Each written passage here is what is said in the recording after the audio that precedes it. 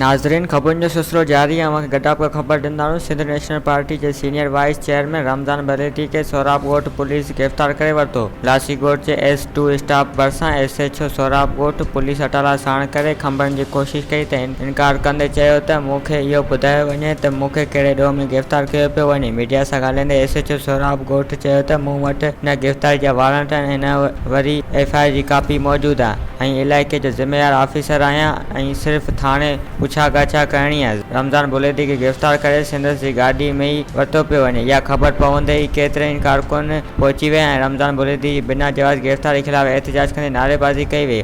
होॾां गॾां press club जे साफ़ियुनि सां ॻाल्हाईंदे SNP अॻवान रमज़ान बुलेटी चयो त सोराब ॻोठ पुलिस हलीम आदिल शेख जो वंगार वहींदे मूंखे बिना जवाज़ गिरफ़्तार करे वरितो आहे। होॾां गॾाब जे सियासी समाजी अॻवान पारां रमज़ान बुलेटी जी बिना जवाज़ गिरफ़्तारी जी सख़्त लफ़्ज़नि में मज़म्मत कई वई। मां सिंध नेशनल पार्टी जो वक्ती चेयरमैन आहियां, उते जे हिसाब सां सीनियर वाइस चेयरमैन आहियां। 2 ॾींहंनि खां हलीमा ड्रामाई शेख जी वांगार वांदे सोराब ॻोठ पुलिस मूंखे अरेस्ट कराई आहे। राति मुंहिंजा कारकुन खणी उन्हनि खे जेको आहे केस दाख़िल करे जेल ते पहुचायो वियो आहे। कुछ कारकुन गुम आहिनि। हीअ हलीम आदिल शेख जी वांगार पई वई वञे, हलीम आदिल जी कमदारी कई पई वञे। मां आला अफ़सरनि ऐं CM सिंध खां इहा घुर थो करियां त मां पार्टी जो सीनियर वाइस चेयरमैन आहियां।